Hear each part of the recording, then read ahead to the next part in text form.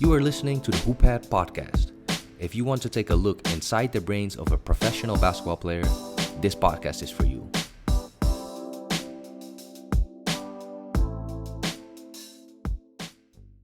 What's up, my Hoopheads? This is the Hoophead Podcast, episode 4. We got a special guest here today, the first guest on the show. Welcome, my good friend Justin Young. Good to be here. Thank you, man. Thank you for having me. So we're gonna have a little interview with him today, asking him about some personal stuff, some basketball stuff. And yeah, let's see if we can get to know Justin a little bit more than besides him on the court. So Justin, we just finished the Centralized games in Hanoi for the VBA 2023. How did you think your team do? I mean, obviously, every team wants to win as many games as possible. We didn't quite, reach our goal and what we wanted to do these first 6 games. But it's a learning process for our team. It's a new team with a new coach. So for what it is, I think we did a decent job. Could have been better, in my opinion. I think we have the team that can, reach for higher goals. But it is what it is. We played the hardest we can in the first 6 games and came out 500. How was the experience for you? Because I know for my team, the Ho Chi Minh City Wings, it was basically 6 away games. For you, it was basically 6 home games. I think in my opinion, it doesn't really matter whether it's, we're at home. But obviously, the local players are more comfortable being at home, not having to, travel outside of their family, getting to go home after games and see their family and friends. Definitely an advantage for that. But in all aspects of things, it's centralized games, whether it's in the north or south. I mean, we had centralized games in Saigon before. We had it in Nha Trang before. Basketball games you're played between the 4 lines, and it's whether it's home and away. I think whichever team comes out strongest is on top. You look at like a team like Saigon Heat, who went undefeated. The whole team's from Saigon, so it really doesn't matter whether it's home court advantage or away games or whatever. I mean, we had the most fans with the Hanoi Buffaloes because our fan base is from Hanoi. But it comes out to if the team wants to play or not. If they want to come out and get the W, and Saigon Heat showed it. So for me, in my opinion, there's no really big difference of whether we're home and away or whatever. So do you actually like the Centralized less than home and away? I do not like it as much as I thought I would. We had experiences already with the 2020s bubble, with the Centralized games in District 12 in Saigon, and we had it also in 2021 during COVID. Though those games were 100% season centralized, so the scheduling is a little bit better. With this year's centralized games, the scheduling is a bit more rough. We had 6 games pretty much in 3 weeks. With the type of facilities we have and the type of equipments and technology we have in Vietnam in terms of recovery and stuff, I don't think that's enough time for 7 teams to play 6 games each. That's pretty much, you get 2-3 days rest in between games, and I don't think that's enough for our type of games and how we play. I actually think the Centralized games in 2020 when we were in Saigon, especially the finals which you were in, you could just see that the quality of the game went down a little bit every game because I don't remember the schedule exactly, but I think it was pretty much 1 or 2 days in between every game in the finals. Yeah, it was. I think it was 1 game in between between the finals game. It was 1 game. I think 2 games towards the end. But because all the teams are there already and we don't have to travel, I think that's the reason why the league tries to push those games in so close to each other. I really don't know the real reason behind it. So that's the one disadvantage that we have with centralized games is it's because all the teams are together. There's no traveling times and stuff. They can schedule games pretty much back to back, and they don't really put into attention the players having to rest and recover from the games before, because it adds up. You look at your team, for instance, like your teams, you guys have 2 rest days in between, and one of those rest days is an actual rest day. After a game, you should rest, at least half the day, get your body recovered to practice and go on to the next game. But, your team is probably the only team that had those 2 days only, and then other teams sometimes had 3 days, sometimes had 2 days. So it's kind of unfair if they're outside looking in, or even your team looking at the other schedules. Like, it's unfair to why our team, why not another team? Right. No, I agree 100%. I think the idea behind the centralized game to cut cost, to maybe promote basketball in Hanoi here after we've been in Saigon, and well, in Nha Trang there was no fans at all. But I like the idea, but I definitely think There are a lot of things to work, like you Right. can improve on. Yeah. right. All right, then I want to jump back in time a little bit. I know a lot of people have asked you already about like how did you go to the VBA, this and that. I want to go one step before that even. So Justin Young in 2015, what does your life look like? 2015, I just graduated college, my university. Just finished my 4th year playing basketball in college, and it was fun times, man. Not having to worry about what's going on afterwards. Just really thinking about whether I want to go back to school to finish out my, to start my graduate degree In what? in physical therapy, actually, doctorate physical therapy, or taking a year off and just having a gap year.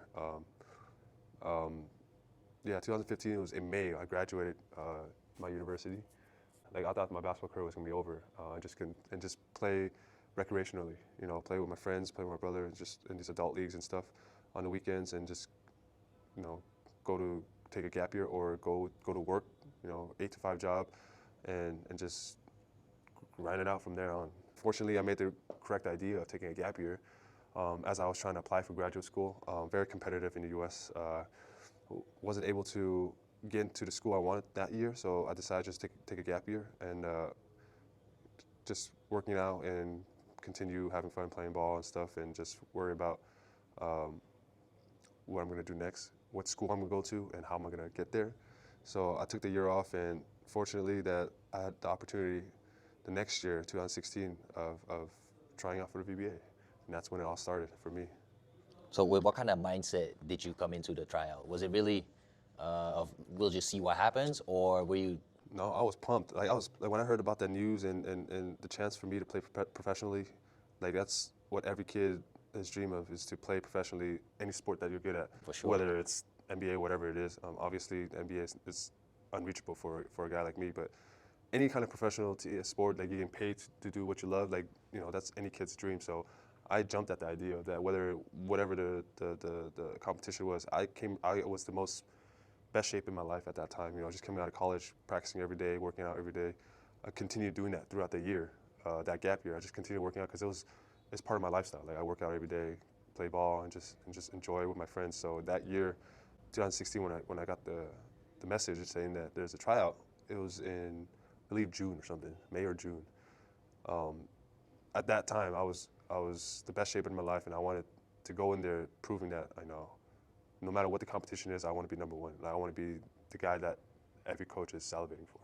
So I came into that tryout not knowing what to expect.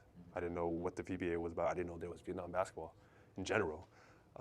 So I just thought that there was going to be a lot of American ballers, the U.S. ballers that coming out of college or whatever it is, and trying to get a spot in the league. So I just came out there just hooping. And hopefully, and it would turn out the best. Just give out your maximum effort, and whatever happens, happens. Who else that's still in the VBA right now was at that tryout? Tam Din is one guy. Did you kick his ass? He can tell you about it. He can tell you about it. There's some highlight clips of me in tryouts. It was fun, man. I was hooping. It was him, and who's still in the VBA? That's only him. Only Sam? Yeah, Horace Nguyen was in the trial as well, but he was done playing a few years ago. That's about it. Everyone else made it for a year or two and then stopped playing. Yeah. So you're saying that when the tryout started, you jumped at the idea. How was the mindset coming into the first VBA season when you actually made the team? Now you got to prove yourself to a whole new country. It was exciting, man. It was like something that I've dreamed of my entire life, continue to play basketball professionally. But coming to Vietnam, I didn't know what to expect. When I first got here, I was playing for the Ho Chi Minh City Wings. Fans were new to the sport. Fans were being taught how to cheer for your teams. But I was excited just to be in this atmosphere and just continue playing basketball. I didn't know what to expect, fans and the competition here, but I just came here for the love of sport and just kind of understanding how professional basketball is supposed to be. Coming from the U.S., all I see professionally is the NBA. I don't see anything else, like the EuroLeague, all that stuff outside of the U.S. I didn't really pay attention to until I got out here. So I just, took my values and what I thought would be the best way to approach this was to be professional and just do things that you would do as a job. You know, come here on time, come practice on time, practice hard, listen to coach, and just just play as a team player. So I took all that values. Being excited as I was in 2016, shoot, I was in my early 20s, a long time ago, and it was just pumped to play, man. It was pumped to play in different environment. But basketball is basketball. It's the same sport anywhere you go. So I want to focus on the life part a little bit more, because you're saying what has been like 8 years now. Yeah. It's been 8 years. How has the decision to come to Vietnam, how has that changed your life and the trajectory of your life? Definitely changed my life a lot. I mean, I don't know, for those of people who've been following my life journey here in Vietnam, it's changed from being a single bachelor coming from the States to getting married out here. That wouldn't have happened if I wasn't out here playing, or just being out here in general, right? There's a lot of people a lot of heritage guys that would come out here for a season and go back home and really just take this as a temporary job, But I decided to make this a life for myself a few years ago, 2019, I think, 2019-20, pre-COVID, and just said, you know what, I'm just gonna try to make a life out of here, and it worked out for the best. I got some of my closest friends out here in Vietnam now, hang out with them every day, and got a wife that I love and hope to have a family together in the future, and just hoping to live long and old together in Vietnam. So whatever happens from now on, it's a win for me. It's a cherry on the top. It's icing on a cake. And so this life after basketball is all fun. It's all fun for me from then on. Yeah, because right now you're still playing. Obviously, you can still compete with the best of them. But yeah, how do you see yourself slowly transitioning from basketball to that next step in your life? It's going to be a tough road ahead for sure. Knowing basketball for my whole life, pretty much, I've learned that I learned the important values in my life through basketball, but trying to translate that from on the court to in the real world, it's going to be difficult.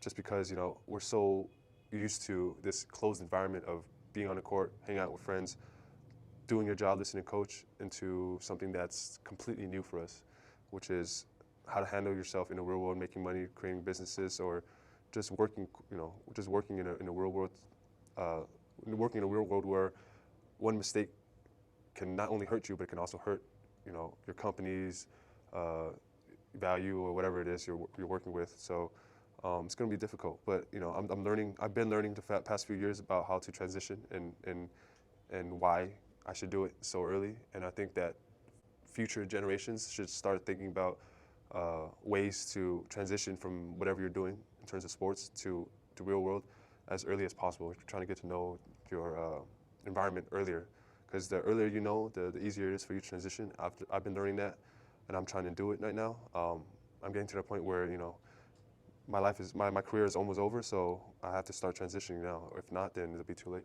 Well, I feel like from the heritage players that are still playing, you probably took made the decision to start that transition as early as possible. Yeah. And I feel like you've gotten the opportunity. You've had a bunch of projects. I think most recently the O Center here in Hanoi. Can you tell me a little bit more about that? Because you've obviously been very involved with that. How is it from being on the court to still be involved with sports, but through a completely different lens? Well, it's definitely all the opportunities I've given that you can't really turn down any opportunity until you see it for yourself and really examine into details what kind of opportunities you get. So my advice for that is don't turn down any opportunities until you actually looked into it. But to get into that O Center, something that I wanted to do was continue doing sports, develop sports in Vietnam, and I think that's one way to do it, other than just playing basketball and just inspiring the youth to play basketball, but also to create facilities and create foundation and structure for these youth to play on. There's not much public open basketball courts around Vietnam in general. Those that are of quality to play on and has a roof over the court where you can play rain or shine. So I think that's one of my legacies that I want to build, is to develop these structures for the youth to continue playing on. And I couldn't have done it without the help of my organization's owner, who's very much involved in trying to do this for their community. But you know, all these opportunities won't be given to you unless you've shown commitment to building something for yourself in Vietnam. If you were a player or whoever you are, showing that you are kind of iffy on staying here or you want to go home and you know here and there, no entrepreneur, no businessman is going to take you seriously. No one's going to take you seriously and wanting to develop something with you. So I've learned that through my years of being here and finally just committing myself here. Because without that, then you're just, you know, just going through the process, going through emotion. And I think that's not the way you should do business in life in general. And you mentioned your twin brother Jordan a little bit earlier. I wanna talk about the experience that both of you guys actually had in the bubble 2021. So you play for the national team, and there's a heritage spot opening up for the Thang Long Warriors, and the team plugs in your brother Jordan, twin brother. Well, how was it for you to share a professional court with him? Man, we've been talking about this for a couple years now. We're trying to set things up. I was hoping to play with him actually that year or the year after. But they made the team. I was actually hoping to just maybe take a year off and have him play on my team and just me sitting up for that year. But they made the new team, the national team. And I was just went with the flow kind of. But it was surreal actually. We've been playing together for our whole life from primary school all the way to college. We've shared the same court together, same team together, but this is the first time we played against each other. And it was crazy to think that, you know, all these years, 20 whatever years we've been together, that was the first time on a professional, first time ever, whether it's professional, whatever it is, amateur, that we played against each other. I wish we had more moments like that. Unfortunately, the season was cut short that season, and unfortunately, life has come where he can't come back here. And the rules also can't make it happen. So it was a great moment at that time. Unfortunately, we lost that game. So he has the bragging rights for it forever. Yeah, forever. Unfortunately, that's the facts. But it was great, man. I wish we can do it again. I wish we can do more of it in the future. But maybe we can do it, you know, in adult leagues in the future or something. Possibly. Well, I always wanted to ask you guys one thing because you're twin brothers, right? Same upbringing. You're saying you play basketball from each other from primary school to college. How are your games so Different. opposite of each other? Easy, man. Look at his body structure and look at my body type. He's like 10 kilos lighter than me, right? So we kind of separated ourselves in a way that he's the outside shooter and I'm the inside presence. Growing up, we always had the funny saying of whatever he shoots, I get the rebound and I pass it back to him and stuff like that. So we got the inside-outside game. And growing up, we were like that the whole time because you know, we're usually the tallest people on the court from primary all the way to high school. Well, university is different. To high school, we were the tallest guys on the court. So, you know, having that dynamic duo is very rare, you know, to see in our neighborhood at that time. So I just was always heavier than him, always stronger than him. So I just, you know, made it kind of natural where he's a shooter and I'm the inside presence. And it just continued happening until university. And then, yeah, I mean, it's just, I guess I ate more than him. I probably stole food from him when I was younger. You got his dessert. Yeah, I just ate whatever he couldn't finish. Yeah, it's really funny because, like you said, you're the inside presence. Yeah. He's the shooter. Yeah. You're more defensive minded. Yeah. He's probably more offensive minded. Yeah, it's completely opposite, but at the same time, it complements each other. Yeah. So yeah, it's just funny to me that how some things develop naturally. I mean, I wish if we knew more about basketball back in the day, I wish that I could change it all and me being a guard first, because that would help further my career, obviously. But back then, man, we just played basketball because it was fun. We never took it seriously. My whole family was never sports people. They loved watching sports, but they never pushed me into doing any kind of sport. We loved the game so much that we just continued playing it. It's something that to keep us active, you know, not doing crazy stuff outside of school, you know. So we just continued playing basketball, and then eventually we just got hooked on it and got better and better and stayed tall, and you know, one thing led to another. Now, I feel like the love of the game is you need to have that to have a long career. Yeah, I feel like if you don't love the game, at some point something inconvenient is gonna happen, Yeah. and you'll be just like, you know, it. I'm just gonna focus on something else. This life is not for me. For sure. I mean, But, I've been playing, how long? 30 now. I've been playing for almost 20 years now, like nonstop. I've went from primary school nonstop to high school and the university, still playing basketball between university and professional. Now I'm 8 years in, still playing. So 20 years of my life I've been playing basketball. How long are you, I have two questions. How long are you gonna keep going? And past your professional career, are you still gonna hoop for fun? How much longer? I don't know. Maybe a couple more years. I want to try to make it to my 10th season. Just make it number 10, special number 10. To see how it goes though. And then after professionally, if my body wants to, if I want to play, then I'll play. If not, then I don't want to. Because at that time, hopefully by then I have some other things to worry about, whether it's family or a business that I'm trying to tend to or whatever. If I have time to play basketball, I'll hoop. If not, then I'm happy with it either way. I've done enough of my life playing basketball that I don't need to force myself to play anymore if it's not fun. If it's the right situation where, playing with friends and stuff, then yeah, of course, just play for fun. But, I don't have to pick up a ball after my professional career is done, so, yeah. I feel like that's just for me personally. After my career, I want to keep hooping a little bit, at least, just to stay in touch. I might jump into a different sport, to be honest. Yeah? Yeah. Like what? Golf. I was really getting into golf before. Old man game. Yeah, man.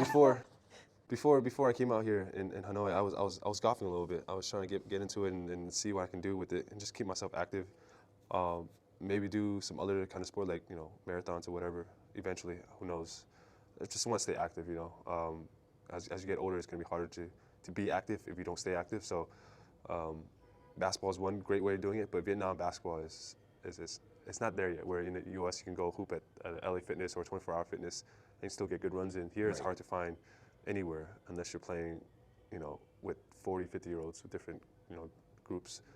But I think golfing is one big thing I can do, which I think you can get into too.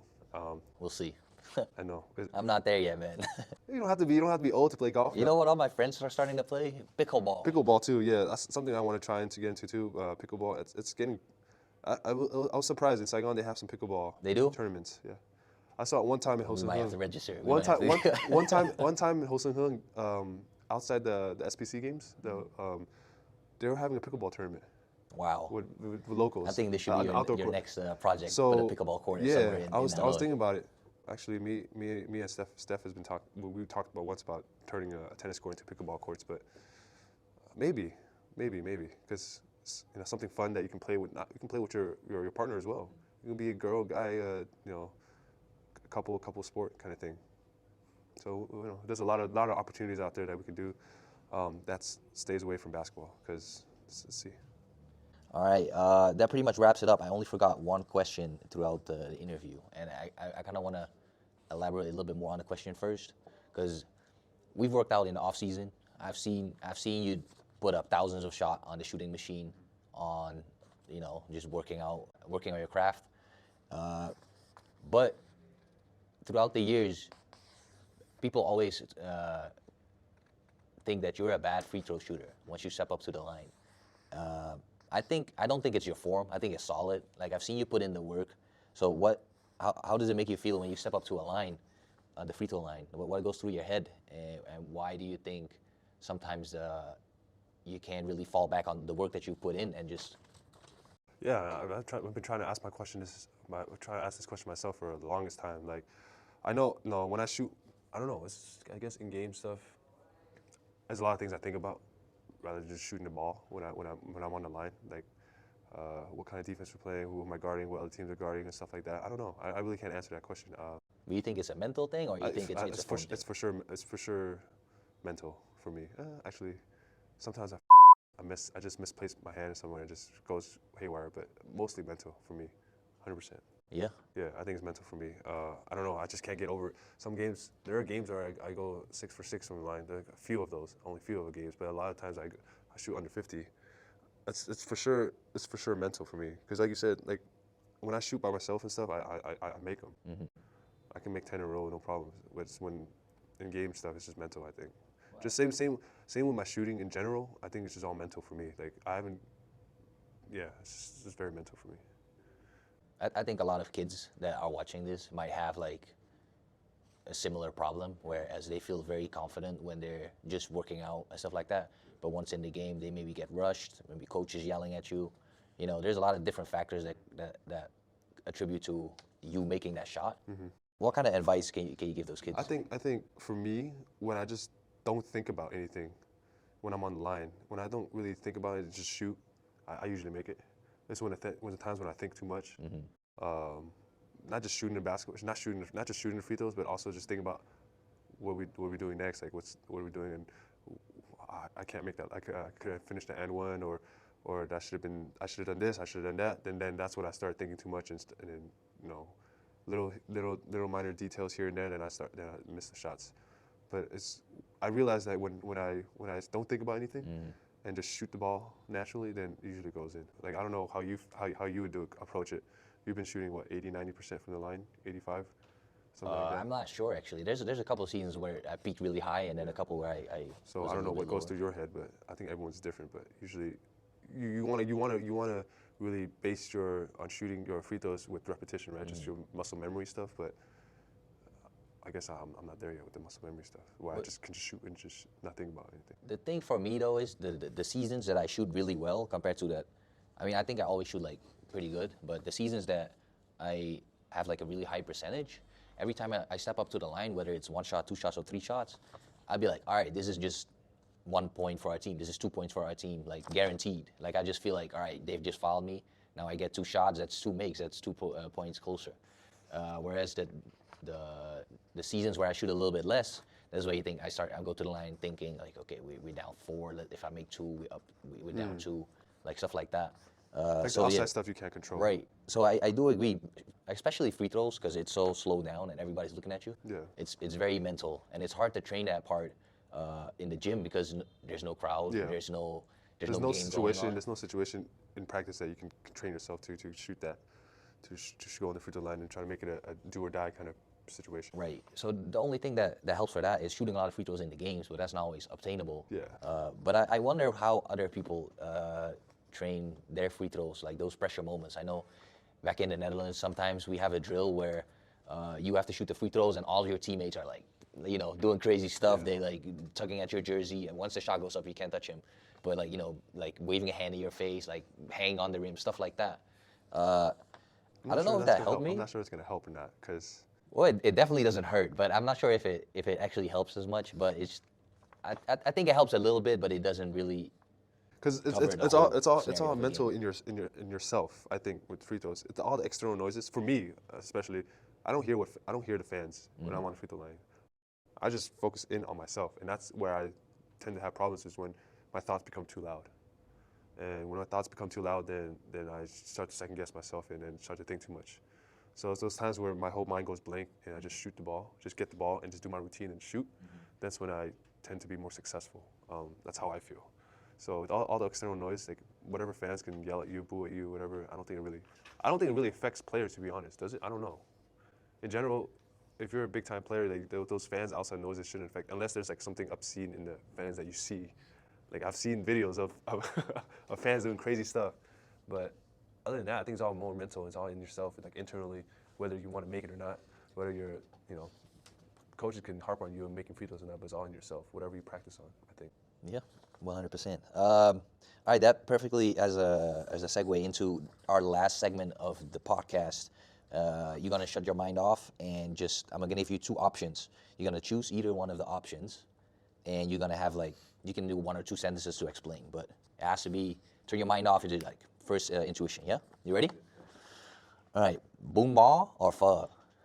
Boom ball. Why?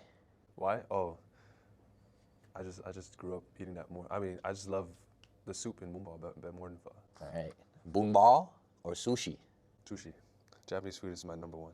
All right, I knew that. I just wanted to see. Number 1. All right, if you had to choose, would you rather have your 1 silver SEA Games medal or your 2 bronze? Silver medals. Yeah? Silver medals worth more.